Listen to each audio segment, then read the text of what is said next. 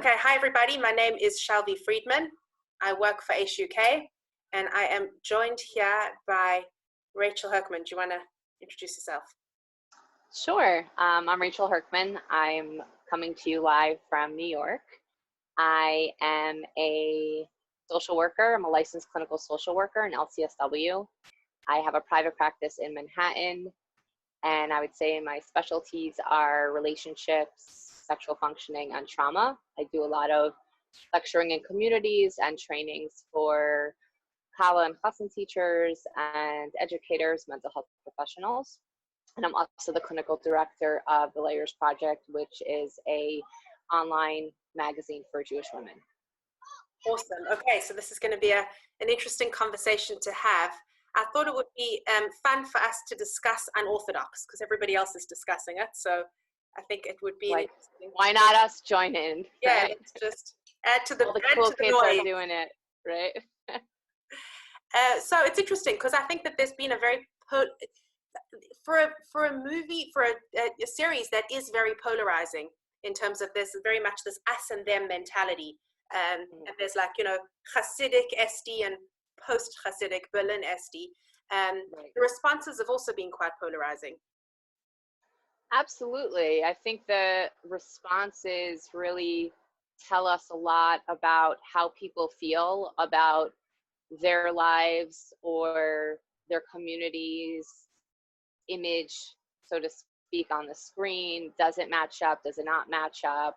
And I think even in general, because it gives us a glimpse into not just a community, but also a marriage and the challenges that come with that, and somebody going through these challenges of identity and figuring out who they are, all these things, it's opened up a lot of conversations in terms of where it landed for people. I feel like there's no two people that had an identical reaction to the movie. Right. And at the same time, I feel like anybody who's watching this... Oh, and it's not a movie. It's a series. It's not a movie. Yeah. It's for... But I feel like anybody who's watching this, you see two like Orthodox women who are sitting on the screen together. People would assume we're definitely going to be talking about the Orthodox view of sexuality and mikvah and stuff like that. And I think that you and I agree that we don't want to talk about that. Yeah, it's not that we like don't want to talk about it, but more that it fits into a certain context. Sex, for anyone, religious, not religious, sex always fits into a larger context. So whatever, in whatever ways it does come up, it doesn't just come up in and of itself. It's part of something larger. It's part of a larger system, a larger relationship, larger personality, things like that. Yeah, I think it's often more productive to talk about the larger context than to talk about, you know, very kind of alienating one group or one sect and say, well, let's talk about them. I think it's far more productive to say, no, wait, actually a lot of the issues which the couple are dealing with, which Esti and Yankee are dealing with, are things which are relevant in many relationships. And which all walks of life. I could say this as a therapist working in Manhattan with people that are Jewish, not Jewish, Orthodox, not Orthodox, that the themes and the challenges that come up in marriage are so general, not to mention that I'm not an expert on Hasidic culture.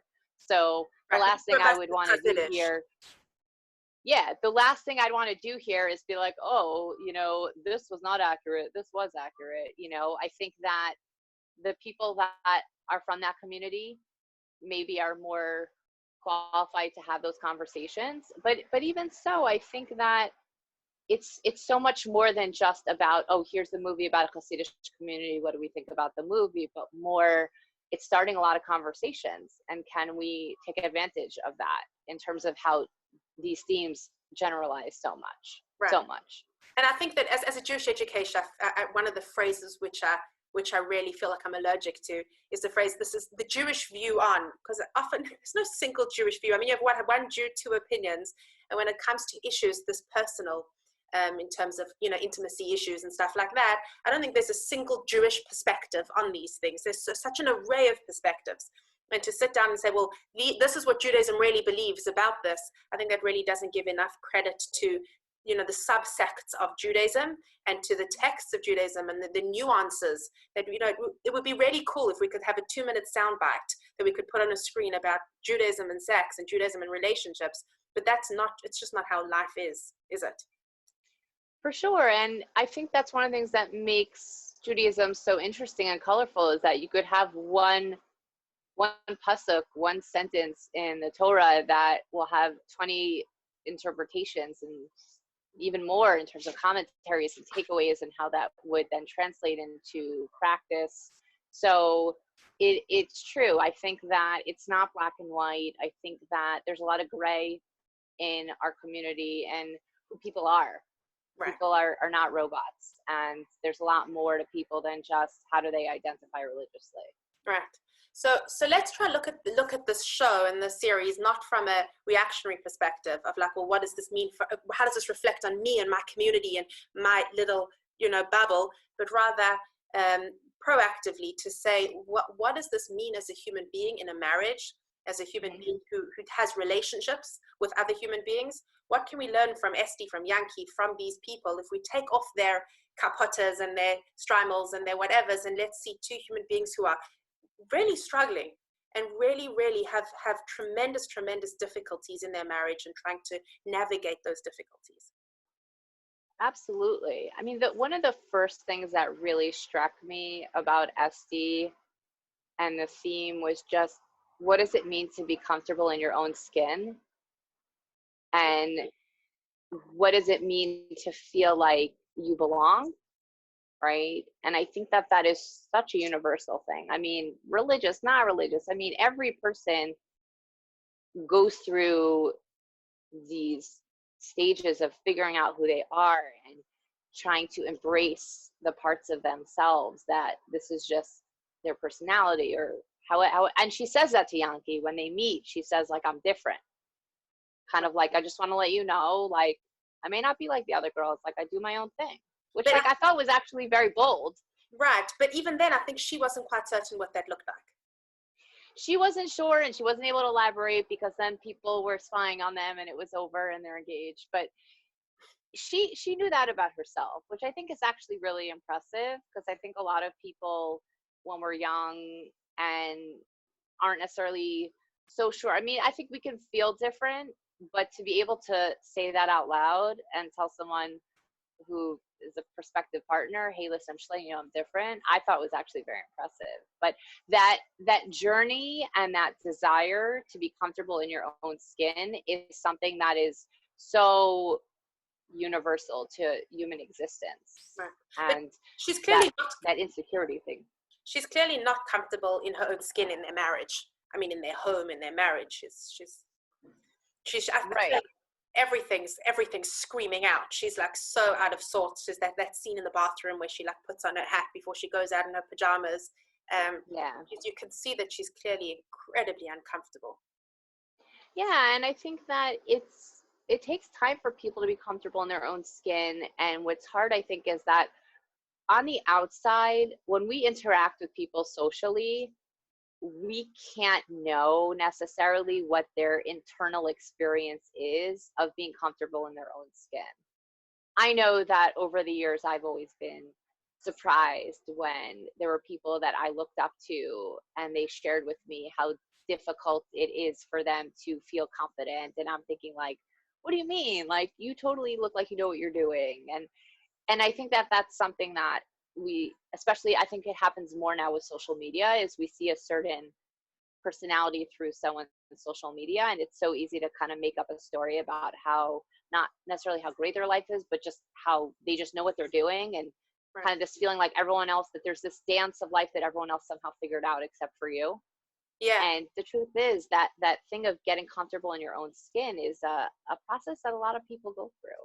Right. And it's not obvious to the outsider. It's not. Right. And you see that in the scene where she comes outside and all the neighbors are like, hi, Esti, how you doing, Esti? And she doesn't know what to do with herself because she's so uncomfortable.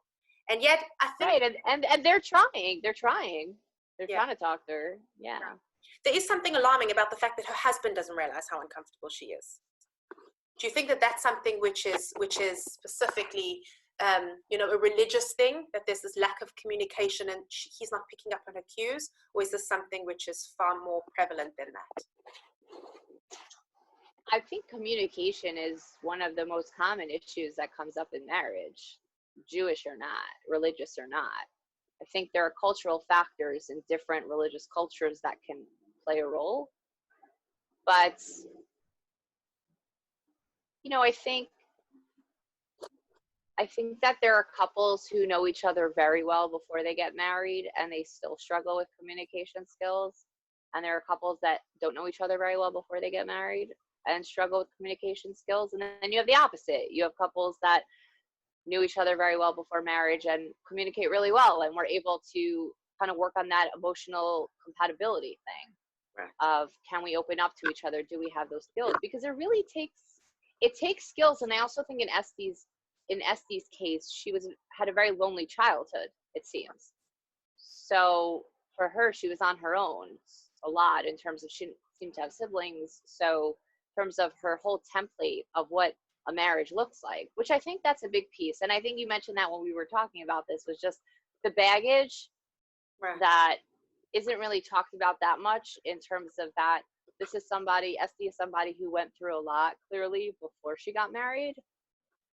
And this idea that we're just going to get married and all our baggage is just going to, like, you know, disappear because now we're married is, I think, a very common misconception. And we're not always conscious of it. And that's not just a Jewish thing per se. Right. I think she does a lot of things to try and lose her baggage. She feels like this, when she says at the end with Yankee in the hotel room, she says, like, that's why we got married. I just wanted it to fix me and to fix everything. Yeah. Fix my world. Yeah. But I think she does the same thing in Berlin, where she runs away. And I think this is maybe where the series kind of is a little bit deceptive, in that there's that moment in the lake and she pulls off her wig, and then suddenly she's able to, like, have these really healthy relationships with these really healthy people. And she has this, you know, incredibly personal relationship with, you know, she's like sleeping with this really good looking guy, and everything works out well for her because she's managed to kind of like leave her stuff in Williamsburg. I know, she got the guy right away, right? But that's just not true. Meaning, I think that just like marriage can't heal you of your baggage, so checking out in any way doesn't heal you of that baggage, and you've really got to deal with your stuff. You can't just try find a way to escape from that stuff. And I think we escape in different ways. In this case, in this movie, this is somebody who their way of escaping was literally through escaping their community and going across the pond to a totally different country. But I think people escape in other ways too. Because, and that was something that's come up for a lot of people, is why couldn't she deal with the issues there, right? Why couldn't she just stay in New York? And, you know, on the one hand, people are like, well, it's just a movie, it's just a show, like, it's not, you know.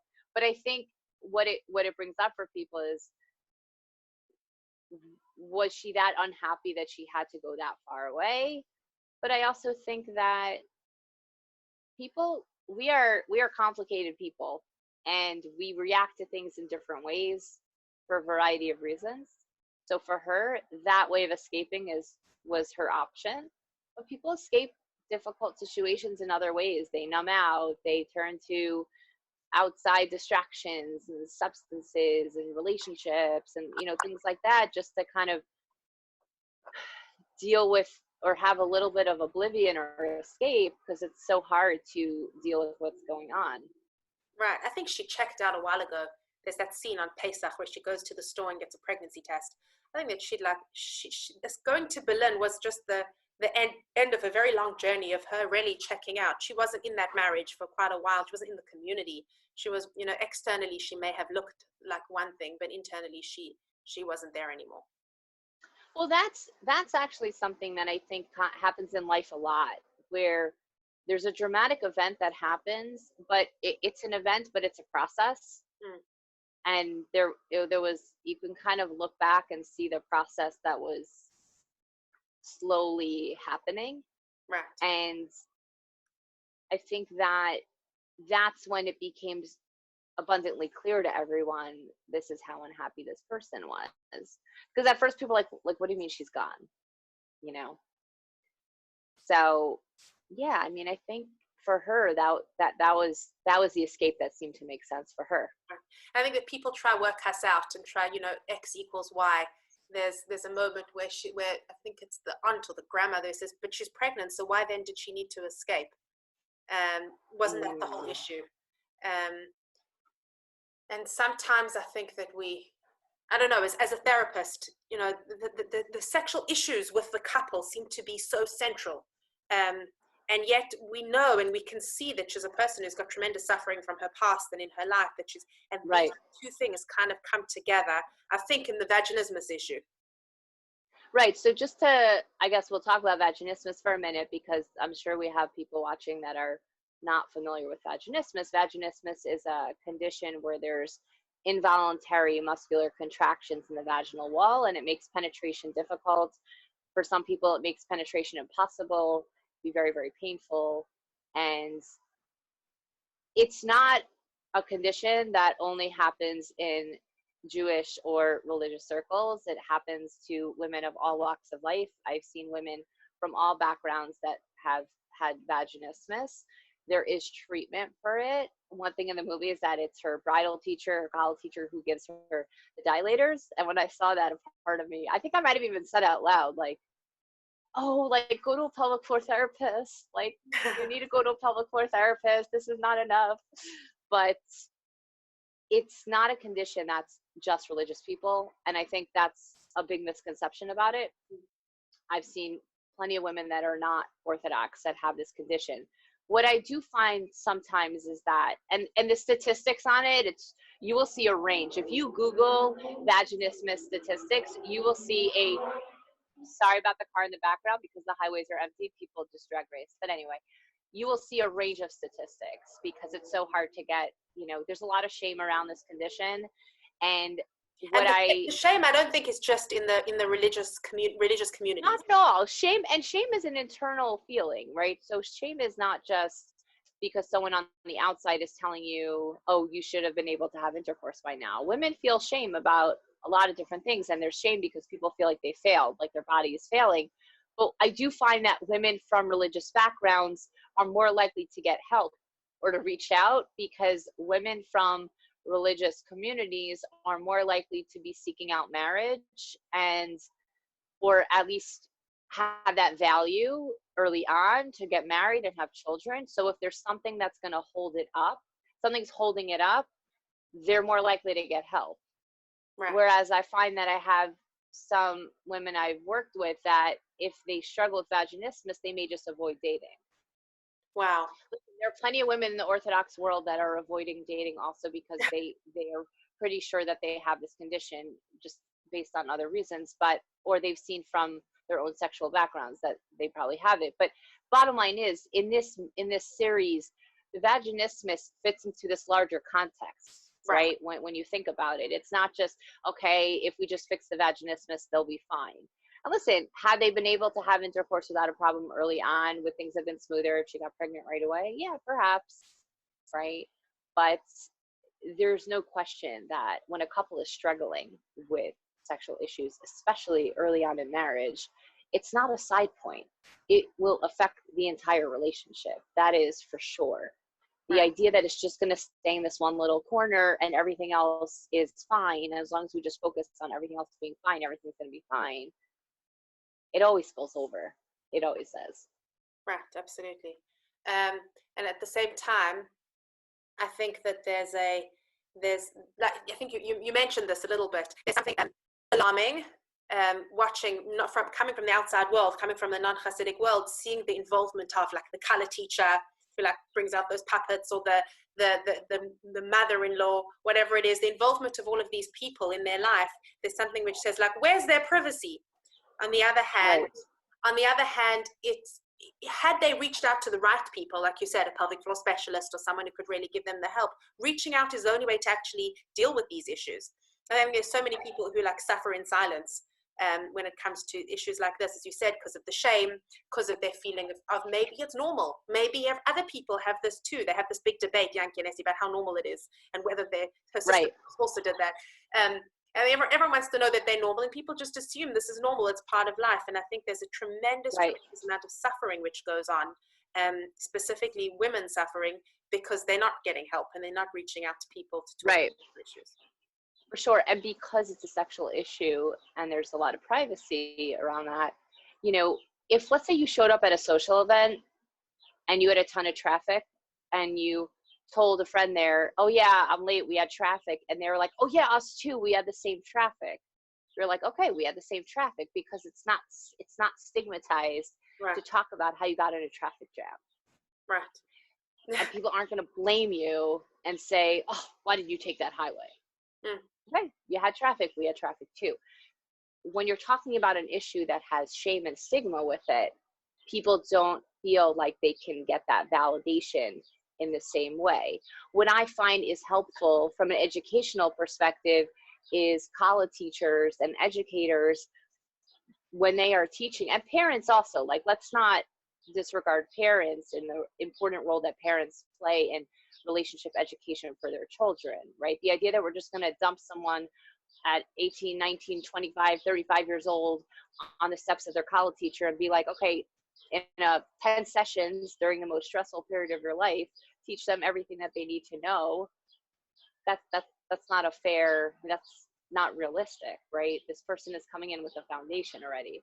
But what I was going to say is that really normalizing for people, without scaring them, but normalizing for people that relationships and a sexual relationship hit challenges at different points, and giving them a list of referrals before things struggle, so that they don't need to call their college teacher a few months after to say, hey, we're having this problem. If they already have a sheet, actual referrals, names in front of them, it also just sends them a message of, this is something that happens for people. And I find that, am I normal, is the most, that question plagues people on such a deep level. And I think it plagues people very deeply when it comes to relationships and it comes to sexuality. And there's so much loneliness. There is so much loneliness that comes from those questions. And so it's about feeling comfortable in your own skin, being able to find relationships where you feel seen and understood, and also feeling like there are people that you could turn to and say, hey, listen, I'm having a hard time. Do you have a suggestion, or can you just listen?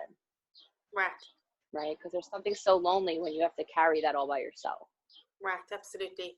I do think that there's this misconception that, and I've read so many articles about Unorthodox, so people talk about it. It's this woman who escapes from her, right? And again, we're not Hasidim, and we're not weighing in on how Hasidim work and how Williamsburg works, etc.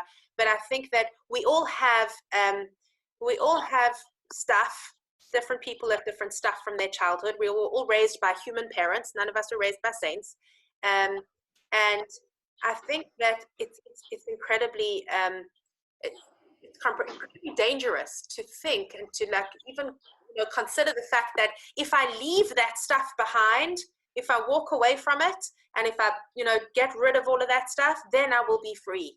Then I will be liberated, and then I'll be able to live my life as I want to. Because we're talking about 19 years of an upbringing, 19 years of trauma. We can see that she's got incredible trauma. She's got an incredible amount of pain.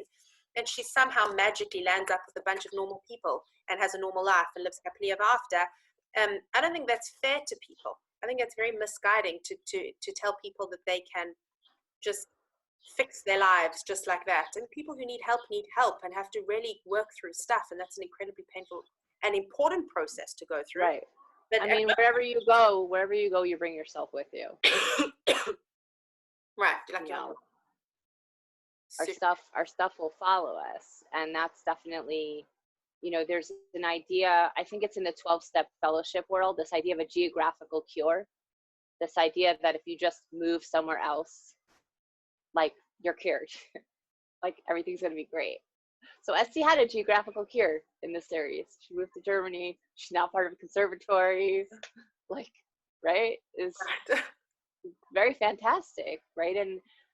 But I think the other piece to it is also just this idea of really accepting that life has so many aspects of it that can be challenging. Mm. So many aspects of life, whether somebody is in a relationship, not in a relationship, contemplating leaving a relationship, the relationship to their body, right? Even just this idea of how do you build a relationship with another person when you're still, you know, uncomfortable with your own body, and like, how does that play out? And then kind of getting into this negative cycle with that. And just this idea of balancing idealism and realism. I think that that's also a common thing. And this idea of like, what may be the ideal, but what's also the reality for people. And ideally it should, maybe should, I know the word should is not great, but ideally it might go one way, but for the reality for a lot of people might be different.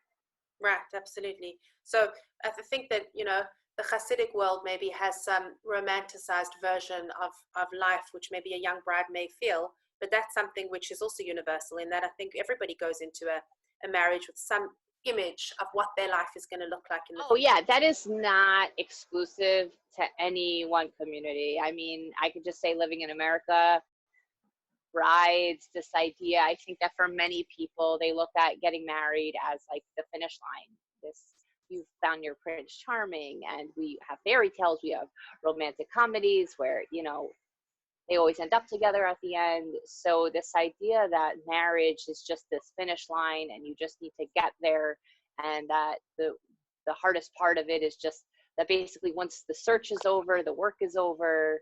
No, relationships constantly need work. But I also think that we need to look at it as from an educational perspective of normalizing and validating for people that it's very different when we operate from a proactive place than a reactive place. And proactive means talking to people before they're preactive. In other words, not waiting for the really difficult things to happen and then try to scramble to fix it, but more to really normalize for people about the challenges that can come up.